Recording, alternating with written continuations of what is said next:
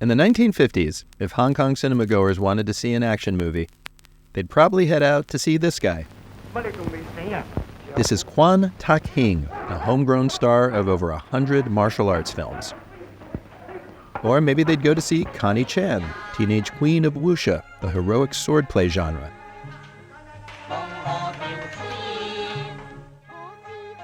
By the mid-1960s, audiences were crying out for something new.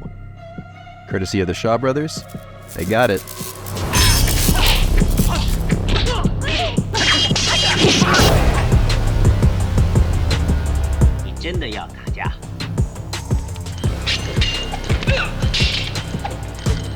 Released in 1966, Come Drink With Me wasn't the first Shaw Brothers movie, but it's the film that kick-started a revolution in martial arts cinema.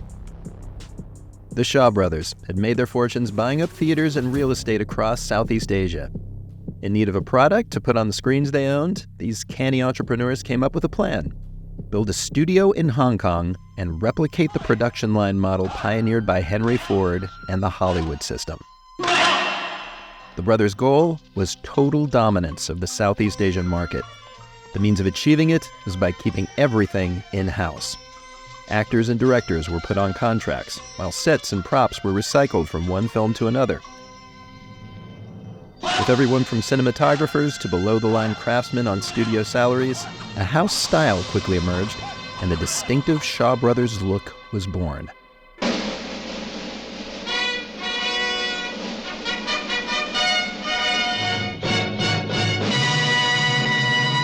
Just like in Hollywood, some filmmakers thrived under these constraints, while others, including Come Drink With Me's director, King Hu, sought creative freedom in independence.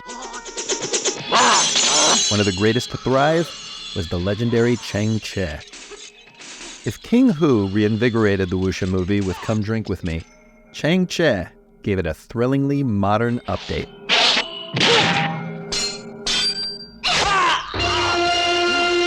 Released in 1967, The One-Armed Swordsman introduced audiences to new heights of screen violence.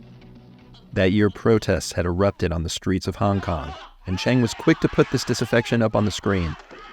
Gone was the elegant mysticism that had characterized the swordplay movies of old, replaced with acts of vengeance and a smoldering lead in Jimmy Wang Yu, modeled on America's brooding teenage icon James Dean.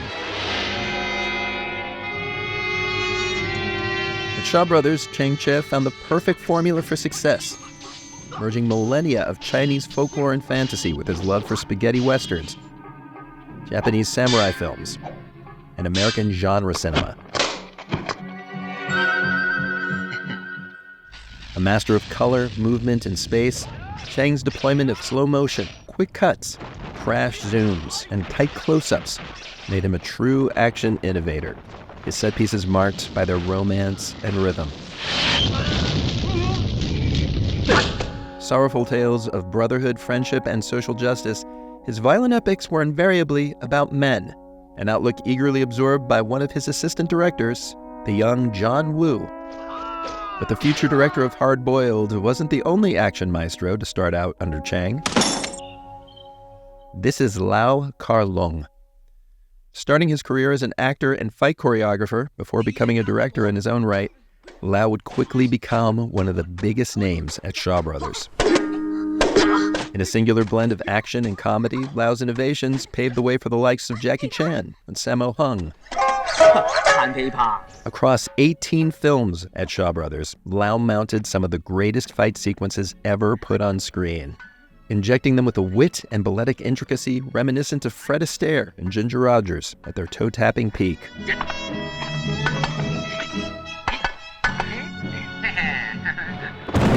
Front and center in almost all of Lau's films at Shaw Brothers was Gordon Liu, star of such martial arts masterworks as The 36th Chamber of Shaolin and Dirty Ho. But Chang Cheh's output aside, the studio wasn't just a boys' club. Chang Pei Pei's Golden Swallow character first blazed across the screen in Come Drink With Me, and Ang Lee would later cast the Shaw Brothers icon in his Wuxia tribute, Crouching Tiger, Hidden Dragon.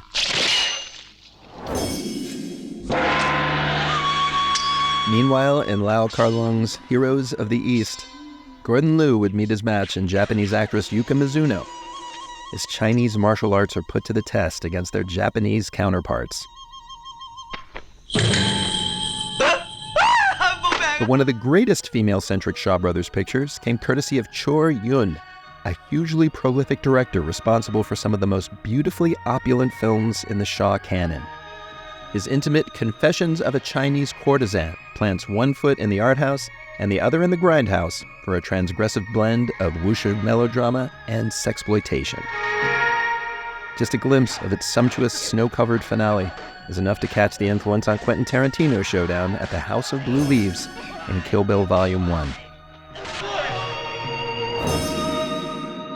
While wuxia, which literally translates as martial chivalry, is distinguished by its swordplay and the supernatural abilities of its heroes, its descendant favored fists over swords.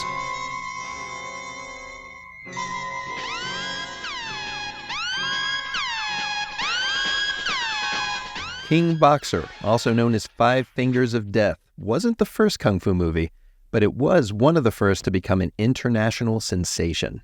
In the summer of 1973, the top 3 films at the U.S. box office were kung fu pictures.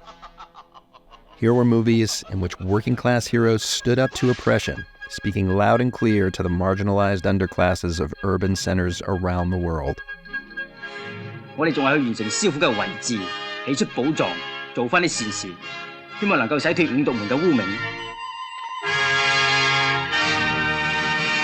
As the 1980s dawned, the golden age of martial arts cinema at Shaw Brothers entered its reflective late period.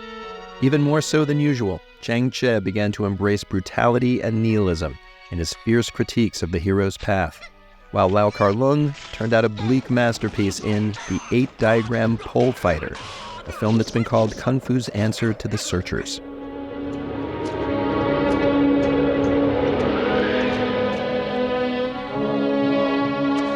But even in their darkest hours, the films that came out of Shaw Brothers' studio are distinguished by a singular beauty, pulling together all the tools of the studio system in service of an expressive cinema of movement.